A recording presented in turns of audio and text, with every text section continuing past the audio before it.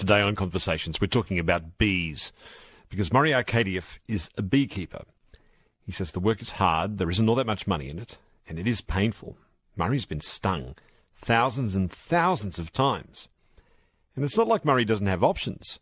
He's got degrees in commerce and economics, but here's the thing. Murray loves bees. He loves what they do. At the age of 10, he asked for a smoker and a hive tool for Christmas, and he got them. Because bees are so interesting, they're so well organised, they're completely loyal to each other in the hive, and it must be said they have no problem with a female Prime Minister. And we need them.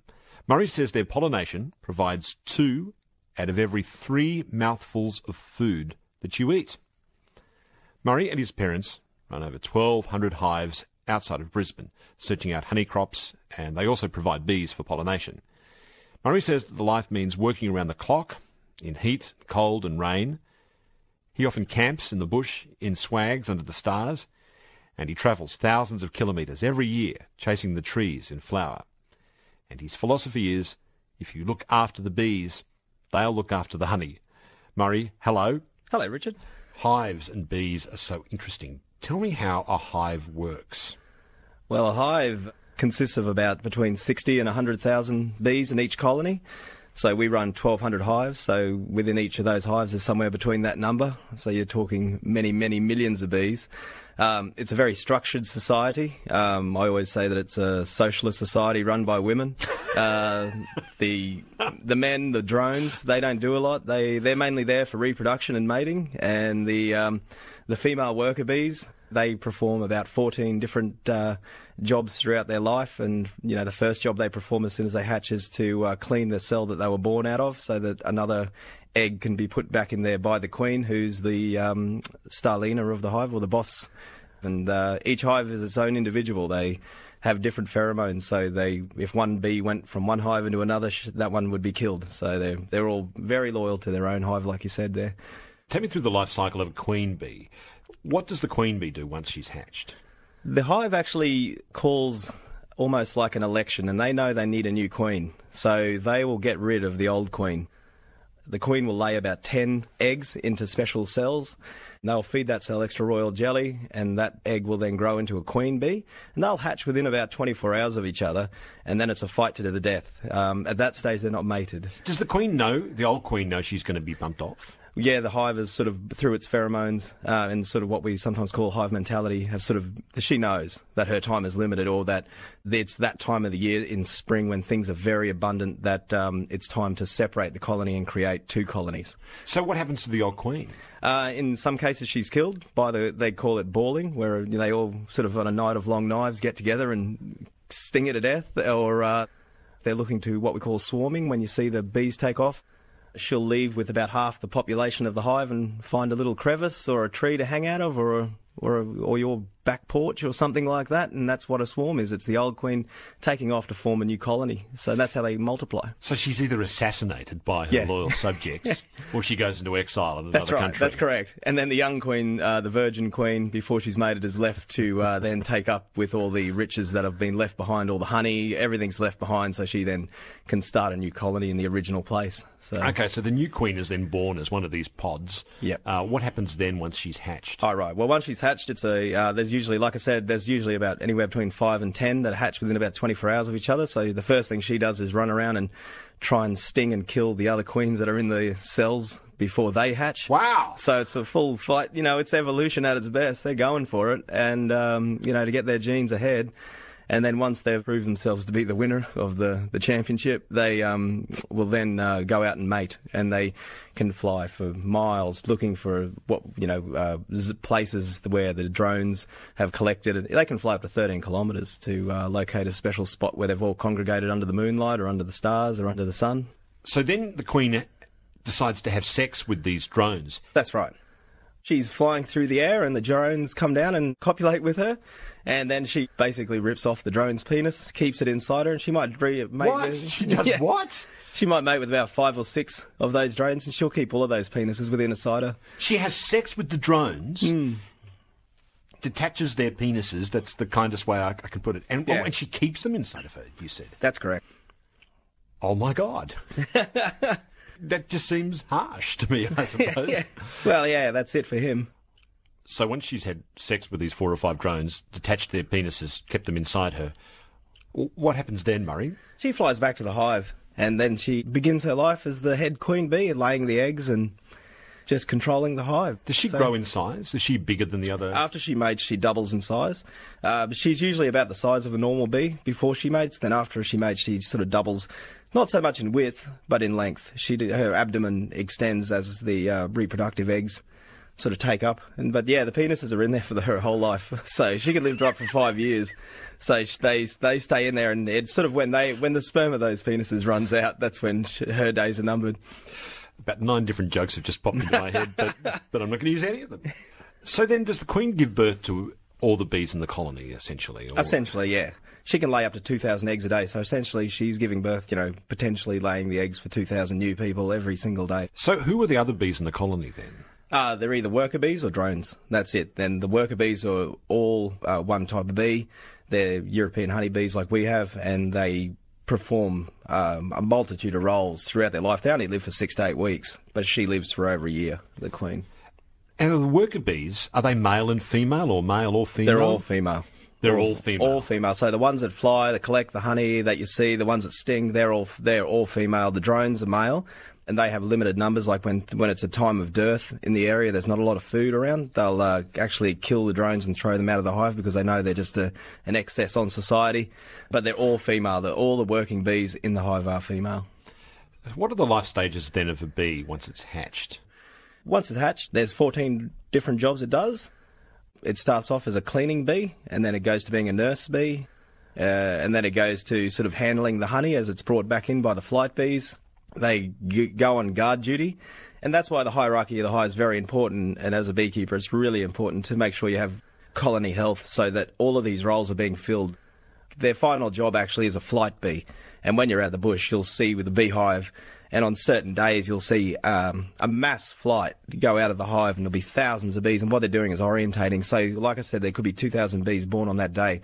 Then say 3 weeks later, those bees will go, and it's time to learn how to fly, and they'll go outside and they'll teach themselves where they are, where the hive is in relation to the sun, and that's the last job that they sort of do. But it is a progression like that, and after they complete flying and collecting pollen and honey, they die. How do they navigate? I mean, I've actually, before we spoke, I looked at the kind of anatomy of a bee, and they've got a brain. Yes. But the brain's it's smaller than the smallest dot you could probably make on a bit of paper. How do they navigate? Navigation's probably the most fascinating thing about bees. They use the sun. Number one, they fly out, they look where the sun is, they can count the number of vertical objects they pass, they look at topography, they can see. They use like an infrared. They sort of see by heat and colour. Then they take into things like wind direction and all that kind of thing. So I don't know how they necessarily do it. The hairs on their back, they also play a very important role on where they're going and how they get there. So bees go out during the day and they come back at night. What would happen if you got the box where the hive is and moved it about a foot or so while they were away, Murray? They would actually return to the exact same spot the box was in. They wouldn't identify that the box had necessarily moved a foot to the left. They would just look at it and say it was here. It wasn't a foot to the left. It was right here. And you can see that when we do pick up the bees, if there's some that have still coming in late in the day, and they'll fly around right in that spot for about 10 minutes or more until they figure out that maybe they'll start looking around for another place to roost. How do they locate the box then? Because they're obviously not doing it by sight. Like I said, it must be just a triangulation with the sun and everything else. And, and they also know as they get closer, there should be a pheromone issuing from the box. So even though you might have a number of beehives very, very close to each other, you can have 2 beehives side by side. They'll know the one on the left is theirs, not the one on the right. And that's because of the pheromones that are being released by the bees standing out the front. So there is a pheromone thing, but there's also this internal GPS that's that they've right. got. Very accurate internal GPS. They might have just flown 5 miles or 7 kilometres late in the day, and they know that it was right there, How important is temperature to bees? Oh, temperature is vital. Bees don't necessarily fly until it gets to about 13 degrees. They have to maintain the hive at about 36 degrees to keep the brood or the eggs incubating at the right temperature. And that's exactly why they collect so much honey. It's as a store of energy, which they can later tap during winter to heat the hive. And what they all do, they cluster. And so the 100,000 bees will all cluster together in a ball, which is what you see in the movies. They'll actually shiver sort of side by side, and that'll create heat, which then maintains the heat of the hive. And so, if you look at it with an infrared, you'll see that even in, like, say, at minus 30 or 40, like the guys who are beekeepers in Canada, it's actually still 30-odd degrees in that hive. So temperature's vital, but they won't fly out and forage until it's about, anywhere between, sort of 11 and 13 degrees, and they stop flying when it hits about 36, and they all stay back and try and cool the hive. I just had this realisation that they don't make honey for us. Of course, they make it for themselves. No, we just steal it from them, don't we, in a way? Yeah, essentially. So they're going to eat that honey that they make. That's their intention, actually. The European honeybee is the only one in the world that collects such excessive amounts of honey. Most other sort of species, I guess, of bee, like the Trigona in Australia, don't actually collect huge quantities of surplus honey. So the European honeybee is the one that, I guess, is adapted for cold over the many millennia. So what do they eat apart from all that sugar? It's a meat and potatoes diet. The potatoes is their honey. That's their energy. So that's like us eating vegetables and carbohydrate. And then they have pollen. And they actually eat the pollen. And they use pollen for all sorts of amazing things, the bees. And that is their protein. And, of course, off each plant. And they have to collect varieties of pollen to make sure they have the full spectrum of enzymes which makes them healthy. What sort of things can you tell just by looking at a hive? If you know what you're doing and you're looking at the front, you can tell an awful lot about the hive. You can tell whether it's sort of happy or sad. You can tell... what do you mean, happy or sad? Oh, just whether they're collecting a lot of honey or whether they're in a good mood. You can certainly tell whether they're, very sick. You can spot whether a hive has got illnesses or diseases. If you look at the front of a hive, you can see how many bees are out the front. Like if they're on a big honey flow and it's sort of late in the day, you'll see them, what they call shimmering across the front of the hive. And you'll see them in like a big emu parade, of the bees that are at that sort of time. They're cleaning the front of the hive. Their cleaning instincts kicked in. They're very, very content. And you can hear by the hum, the noise levels change within a hive, and that's a very important factor. If you kill the queen in a hive, instantaneously the entire hive will know she's gone. So you can hear the changes in the hum of the bees. How? What change? Just the pitch. So they all sort of immediately have communicated through pheromone and sound that she's gone, sort of thing. And what is it, panicky or? Yeah, it is. It's a bit more of a higher pitched panicky. But when they're very calm and everything, they're getting a lot of honey. You can really hear that they're very. It's a low, dull sound that they're very contented. They hum. So on a big honey flow, when the bees are getting a lot of honey flow at night and all the bees are returned, what they do is they fan their wings to remove the excess moisture out of the hive, and they make like a humming sound. And if you stand there in the middle of the night, which is quite a sight in the bush, at night when the moon's out and they're on a big honey flow, you get this enormous smell of nectar as they fan the water out. But then you get this enormous, this sense of this very low hum that's drifting through the bush, and it's all the bees. And if they're really hungry, they make you can hear it's like a high-pitched distress noise when you go to the hive. You can see their morale's really low and they look knocked about. It'd be like being put in a prisoner of war camp or something like that, But then when they're on great conditions, they're as happy as anything, they're fat. Does it smell great? It smells phenomenal. It's one of the greatest moments when you're a beekeeper is at the end of a hard day after you're sort of camping near the load of bees and you might be just lying back in your swag and, that they've got a huge quantity of honey on them and the smells might say there's a northeast wind blowing or something that drifts across you. And you go to sleep with this beautiful hum and this enormous stench of gum honey or, usually eucalypt honey. The eucalypt honey in Australia is actually very aromatic. So it makes one of the things all worthwhile. And it's one of the signs you look for when you come into a yard of bees and you're trying to work out whether they've produced a lot of honey or not. The first indication is one, the way they're flying. Like by looking at them, you can see the angle that they're going in and out of the hive. If they're going in and out of the hive at a very fast rate, they're obviously busy, but it looks like about a 45-degree angle. If they're not doing much, they sort of cruise lazily and they come in at a funny angle.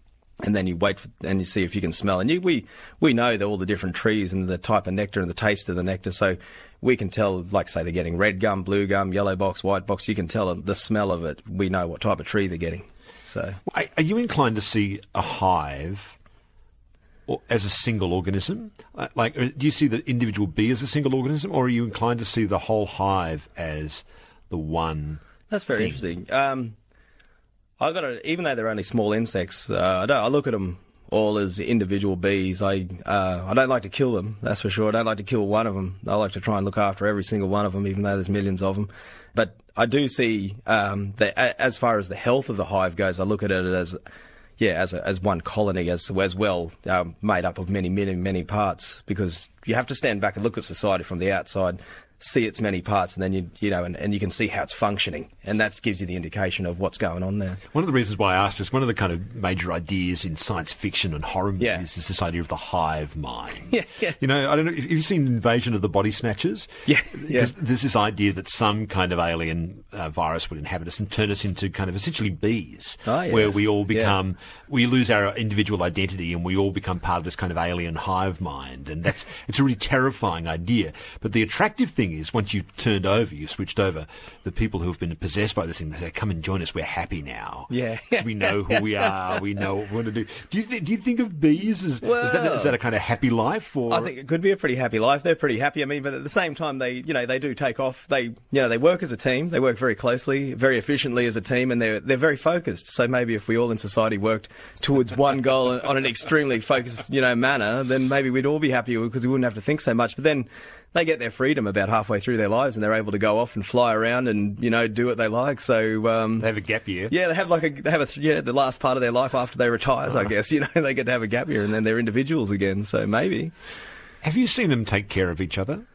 Yeah. Sometimes when you kill a bee, or something, there's one that's injured or got squashed, you see the other bees rushing over and sort of licking it and attending it. Really? What caring for it? I couldn't tell you if it was exactly comforting. Caring, but it seems like comforting. And when a bee's in distress, it releases a high-pitched sort of squeal, like that's what we call a distress call. And the other bees do seem to come over to that bee, and they'll rush around. The other ones then look distressed as well, that are near it. And you kill one, and if you start knocking the hive and killing a few bees, the whole hive will immediately be on a distress and know that there's danger around as well. So it seems like they do have some sort of instinct between each other. Were you born into a beekeeping family, Murray? Yes, I was. My dad was a beekeeper. He had done bees probably from a young age. He grew up on a farm and he had some beehives, and then he went to University of Queensland and studied horticulture and entomology, and he was an amateur beekeeper for a number of years, and then he went professional. What's your earliest bee-related memory? Probably burning myself on the bottom of a hive smoker. So most people know that they're like a container that the smoke comes out. Well, most people don't know they're extremely hot. There's a fire in there. So it's basically like a burning hot coal. And at night when you're working with the bees and you're shifting them, you can see that there's a huge red dot on the bottom of the hive. The steel has become that red hot. I can remember being out in the Darling Downs. How old were you? Must have been only 2 or 3. It was pretty early. I can remember driving in the afternoon sun. It was going down, and we were out there, I think, to move bees or something, and I touched the bottom of the smoker. I don't remember touching the smoker, but I remember being in the truck as we drove along and looking at my fingers and seeing that I'd burnt basically all the fingertips off my hands, and they were all swollen. And at the same time, I'd put the smoker down on my leg, and I'd branded the brand of the smoker. The people who make them are called penders, and I'd branded myself on the leg, and I had penders written across my leg in blister. So you were branded into the trade. Yeah, we were branded in. But we didn't go home. We shifted the bees. We stayed out there. There's no need to we were, when you're away 200 or 300 kilometres, that was just a scratch. You can keep going, So we're right, yeah. As you grew up, how did you help your dad? We're with the bees. I mean, we're a family, close-knit family, so it was a family business. Because I loved it, I just loved everything to do with it.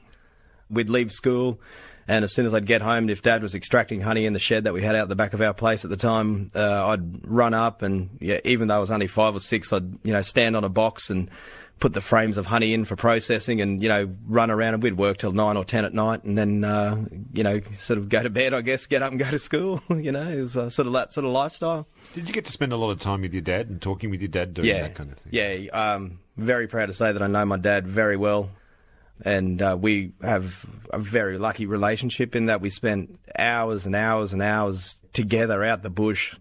Because of his knowledge, he taught me an awful lot about the bush life and the landscape. He'd pick us up from school and we'd head out the bush, and we'd go moving bees all night, or we'd go and take honey off all afternoon, and just, things like that. So we weren't sort of sitting at home watching telly or just playing with the kids down the street. We always got to, zoom off into this other world where, we're out there playing with the snakes and seeing all the kangaroos or fighting bushfires and seeing all the old loggers or on dairy farms and places like that. And that's how we spent our life. School was secondary. Was it easy for your dad to make a living as a beekeeper? No, it was pretty tight. In the beginning, especially when he went in, his first year in, he got flooded out. So the second or third year after that, I think the market got a glut and there was no one was buying honey. And then a few years shortly after that, we had a couple of good years, but it wasn't, we weren't on the poverty line or anything like that. But it was definitely, we always had food on the table and things, but it was tight. Beekeeping's not a game you go into for the money. Did it affect your dad? I mean, it did quite badly at times, especially when I think the big drought hit, when it really started to take its hold in the late 90s. That's when, and a lot of men in rural agriculture, they always talk about the stoic farmer, but I think that's a complete myth. You're taking such big risks, and you're really sort of selfishly living your dream in a way, and it takes an enormous effect when you come back to the family and you feel like you failed due to no fault of your own. And so I think there's, amongst many farmers, that there is that sense that, they set the dream up and they tell their families and their wives and it's going to be great, and it's not. And it's no fault of theirs, and they take it on board. And I think it's very difficult. I think everyone you talk to in the bush, and at some level, once you start scratching the surface, is scarred by that. Definitely. And Dad was no different. How was your mum going in all this time? Oh, Mum was, she's only 5'0", but she's an absolute tower of strength. She supported my dad wholeheartedly, and my dad and I have spoken about it over the fire out the bush many times, about how much he adores and cares for her and appreciates her support with 5 kids, in a bee business. She works 3 jobs. She's 60-odd now, and during that time she worked 3 jobs. And she came back, she would deliver honey, she'd pack the honey, and, she would raise the 5 kids, but she never doubted my dad. She never said, let's sell up and get out. She always backed him to the hill and said, we won't get now, it'll get better. And I guess over the time, in a way, it has. I can remember when she had a second job as collecting statistics for the census, and she did her Achilles heel, she broke it, and she didn't stop. She kept working because we needed the money. So she's one hell of a lady. What were you thinking about doing then when you left school, Murray? When I left school, actually, I wasn't thinking too much. I was sort of just hanging out. I thought I'd just be a beekeeper. Despite all this hardship? Yeah, despite all the hardship, I thought I'd just do the bees. But then I'd sort of finished grade 12, and I thought, I won't bother doing anything. But then I spent a few weeks working and in it full time. And actually, I thought to myself, I'll never forget, I was standing on a hill outside Boona as we were picking up a load of bees, and I thought to myself, actually, there's more to me than this.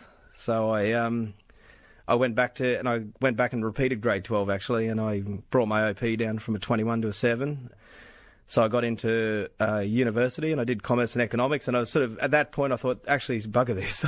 I want an easier life. I want a suit. I want a regular job. I want a 40-hour week, and I don't want to have to sort of worry about the weather anymore. I just can't take it. Yeah, so I went and did that for a while, and I did university and finished that, and then as soon as I started a job, I can remember I walked into an office and everyone's in cubicles, and I thought, actually, this isn't for me.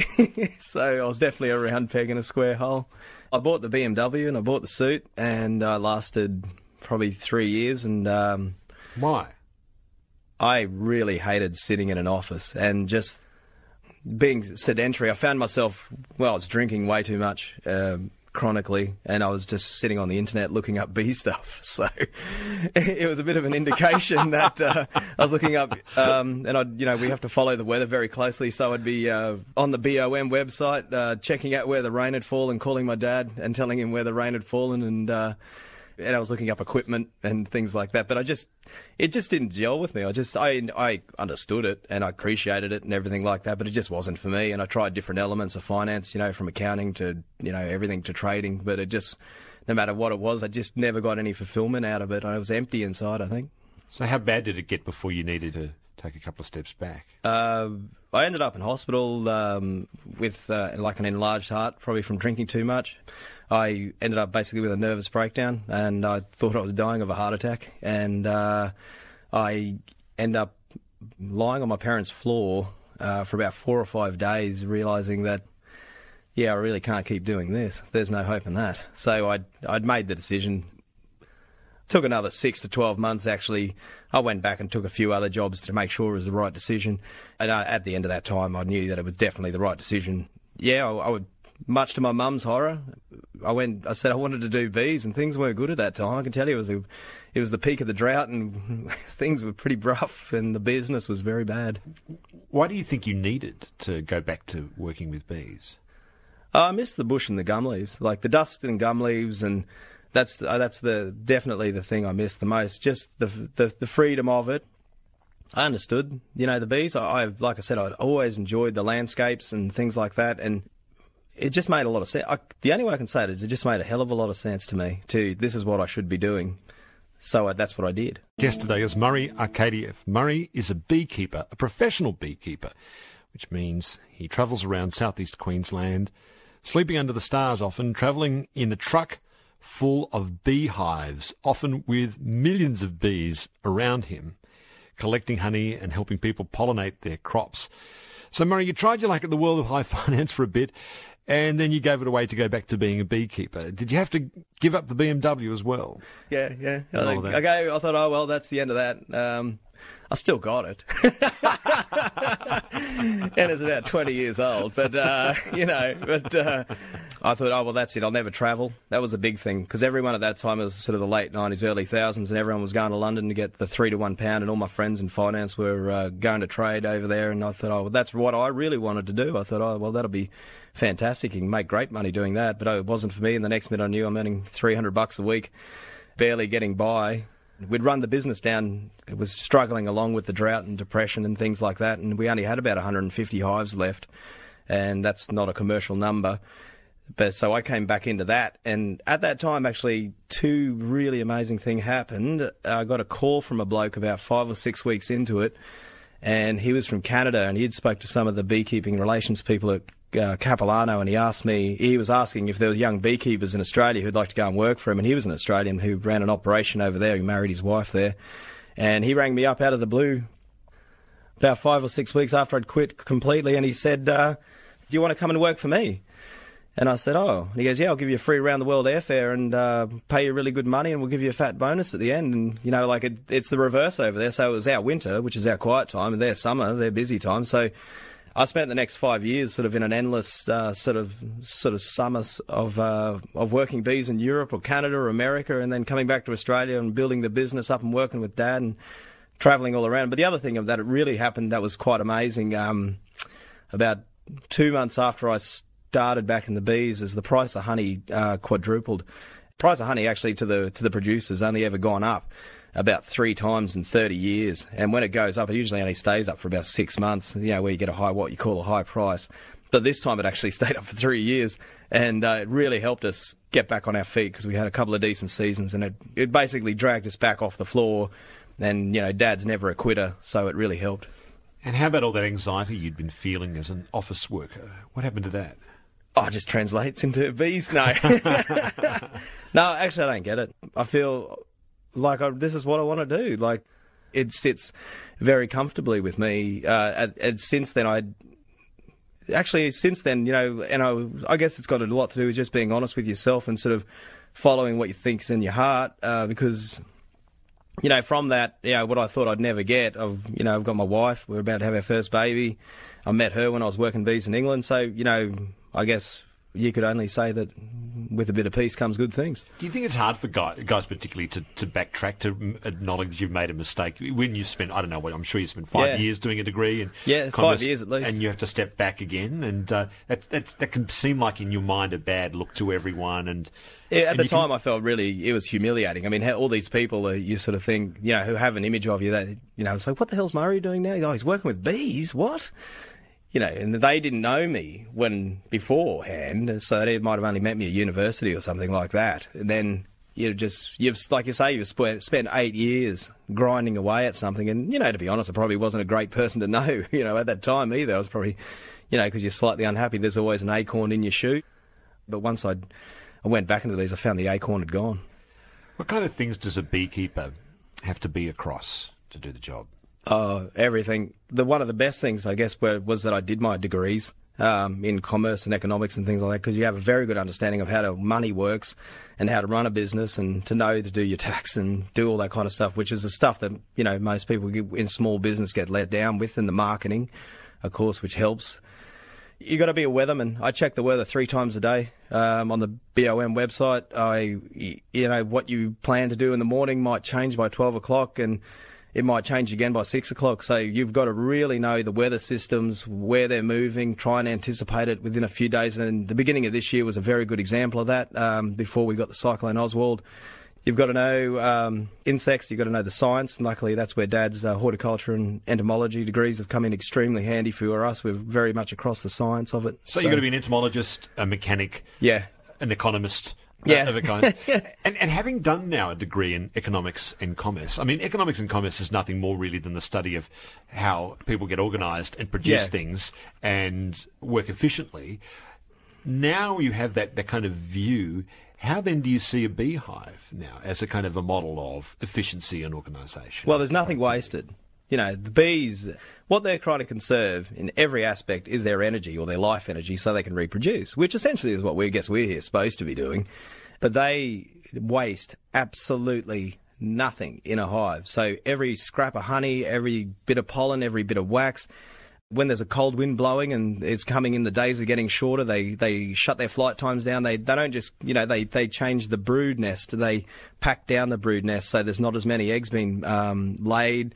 They surround it with honey to make sure it's better insulated, and they close off the hive holes so that with propolis, so that there's less wind blowing in. Everything's used, utilised, thought about, and being analysed. Like, they're just not autonomans. They are looking around their environment as well, and they're looking at it and they're saying, what's happening with here? How can we best use this? We've got winter coming. Winter could last 6 months, so we need to... You can see them recalculating the whole way along. You know, we need to make it till spring. Is it a free market economy they're running, or is it a Stalinist dictatorship? Is it communism, or is it free market? No, it's communism, because if they're getting low on honey, if they starve, so if you haven't got enough honey in the hive for them to get through winter, they'll all starve. Now, one person won't go and eat the last bit of honey. They will actually all starve together. So basically, they all die at the same time, and you can see that they're so hungry that you can see they've driven their heads into the bottom of the cells, and they're all dead out the front, and that would all basically occur at the same time. So the population's slowly dying, like in Leningrad or something like that, but then the bulk, like the main population, the last of the nuts left to, you know, try and survive and hope that maybe tomorrow it'll be better, they all die together. And you see that you see that when you go into cold climates, they might use their energy too much. You transport bees only at dusk, don't you? That's right, yeah. What happens if you move them in the middle of the day? If you move them in the middle of the day, you'll leave all the field bees behind, so you can come back there and there'll be a pile of bees about as big as a 44-gallon drum or 200-litre drum just sitting on maybe a stump or something that have all been left behind. So essentially what you've done is wipe out an entire generation of that beehive's population. A lot of guys say, oh, well, who cares? But actually, that's really important, because they're the ones, when you get to the new location, who are going to forage for the first 4 or 5 days and, you know, get the hive back in order after it's relocating itself. And it's like sending your 16-year-olds to war, you know, when everyone has to go up a grade all of a sudden. So the bees that weren't ready to fly, or they were doing a certain job in the hive, and they've proven this in studies in the United States and things like this, it really raises the stress levels in the hive. And if you raise the stress levels in the hive, you end up with what they call eczema, which is like a cholera-type disease. It's like a stress-related disease, and that's what's really affecting the bees in the US, actually. Is it difficult to move hundreds of hives around the place?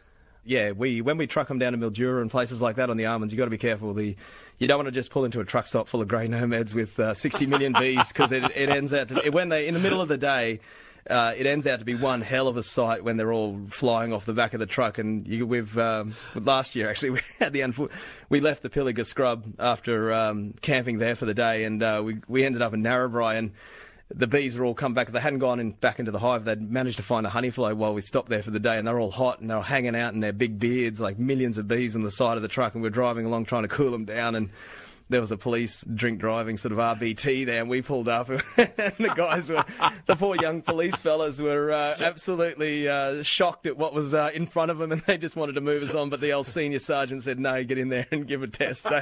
So Yeah. Murray, what's the most dangerous part of your job? Snakes. Lots of snakes. They like to sleep under beehives because of the heat. I find that to be probably the most dangerous thing about the job. You get the odd taipan, Western Browns. I mean, you're out the bush. The grass around the hives might be up to your knees, and you're walking around in it, and you try to keep the grass down. And when you're picking the bees up at dusk, like I said, they'll be underneath the hive or underneath the pallet you've lifted, and there'll be an eastern brown, and you've got both hands engaged, and he'll be just sitting under the hive, popping up to go, "What the hell are you doing?" Yeah, not happy either. No, he wouldn't be. He's not. Usually, well, most of them are, but you only need the occasional one that's angry. And if you've got a 6-foot brown who's angry, he's not happy. So you've got to be very, very careful of that. But this last 3 to 4 years has been, with the wet conditions, I've never seen so many dangerous snakes around the place. They're everywhere. So you would have been stung hundreds and hundreds and hundreds of times. Yep. Tell me what happens when you are stung by a bee. What happens to anyone when they're stung by a bee? Okay, so initially what happens is usually the emotional response kicks in. They freak out initially, but what actually is occurring is that you're basically getting a very narrow needle jammed in your skin like a pin, like an acupuncture pin, and that bee then is jamming that in there, and he withdraws. There's like a little barb on it, and as he withdraws, he disembowels himself essentially, or herself. And that disembowelment then allows like a pumping action to occur, like sort of what would happen to you if you took your heart out of your chest. And then that then pumps the bag of poison, which is actually histamine, into your skin, and that's what people react to. It's actually the histamine. So when you got a cold or whatever, or you're getting pollen allergies, you take an antihistamine. But so a bee sting is basically a small injection of histamine straight into the skin. What's hurting? Is it the barb or the histamines? It's the barb. But what's swelling up is probably the reaction to the histamines, And how should you get rid of that barb? You should scratch it out. Never pull it out, because if you pull it, you squeeze the bag, you're going to push the poison, you're going to inject the whole lot. But if you're quick and you scratch it out with your nail or something like that, you'll get it out very, very quickly, which is why you see kids, they get right in a tether and, instead of just getting in and scratching it out really quick, and the pain will dissipate very quickly, especially if they don't have any allergic reaction, then, but the kids, just overwhelmed by the experience. So, yeah. Ballpark figure. How many times have you been stung? Oh, hundreds of thousands, I'd say. By this stage of my life, I wouldn't have a question about that, yeah. Hundreds of thousands of times? Oh, yeah. I mean, up until... It was only when I went to Canada about 10 years ago or so that we started wearing the full bee suits. Before that, we used to just... We had what I call the 1970s view of beekeeping. All the old hard blokes, they used to just wear shirt and shorts and a pair of Blundstones and a hat, and that was it. So you just took the stings and tried not to disturb them too much, And Dad was a tough guy, so I have to be a tough guy. Yeah, that got me. Yeah, I don't know. But when I came back, I thought everyone over there was wearing the suits. I thought, I'm going to wear the suits. We didn't get stung. Do you still feel it? I mean, have you built it? You do. You don't build up a resistance. No, everyone asks that sort of question. It always hurts. How much it hurts depends how busy you are. Like you do, I don't get any reaction. I don't swell. I don't do anything. But it genuinely hurts. If you get stung, on the inside of the nose, which is probably the worst place to get stung, that's where it really hurts. And so, or the inside of the ear, or if you're having a drink of water out of your container and there happen to be a bee in the inside of your mouth, that hurts. You've been stung inside your mouth? Yeah, because sometimes there might have been one that just plopped in your water container, like in your blue water container that you can't see, and you might just take a mouthful, or you want to test the honey, and you pick up a fingerful of honey, and you get a bee on the end too. So. But, that's like going to the dentist. But getting stung in the nose is by far the worst spot, because you're getting what we call a belt. You're getting stung right in a very sensitive part where the nerve endings are, and then you're getting a belt of histamine straight in your sinuses. I have to ask, there must be moments when you have to pull over to the side of the road to take a leak. Have you been stung on the most sensitive part of your body? Yes, I have. And you don't usually realise it, but that it was going to occur as such. You might just have one stray somewhere that's got you, and it does hurt as much as you can imagine. But it's actually not the worst place. The nose is far worse than down there, I can tell you. But it hurts, no doubt about it. It's cringingly painful. So if you have the choice, and not that you ever been presented with this choice, between stung on your man parts or up the nose, you're going to go the man parts instead of the nose? Actually, I probably would, yeah. I'd take it down there rather than in the nose. There's nothing worse. Do they typically seek out any specific part of your body to sting? Are they looking or sniffing their way towards a part of your body? Like I said, they see by heat, so infrared. so they're going for your face, where the hottest part of you. They're going for your groin. They're going for the top of your boots and places like that. That's where the heat is, and they know that's where the most pain will be inflicted, and you'll go away. So they think you're a bear who's attacking them. So they want to get rid of you. How have you seen people react to getting stung, people who work with you? Oh, well, some people are quite good. Some people, when they start working for us, they spend a couple of weeks waiting to be stung, and the psychology really starts to build up on them. They think it's going to be the worst thing that's ever happened to them, and when it does occur, they react hysterically for about 5 or 10 minutes. Some of the girls who might be working in the packing shed sort of break into tears. But then they realise... Because they've been waiting for it all this time. Yeah, they've been waiting for this, oh my God, this horrific event that's going to occur because I'm working for a beekeeper and I've got to get stung, and then it occurs and it's not as bad as they thought it was going to be, unless, of course, they're allergic. But when do you think you had your most difficult night as a beekeeper?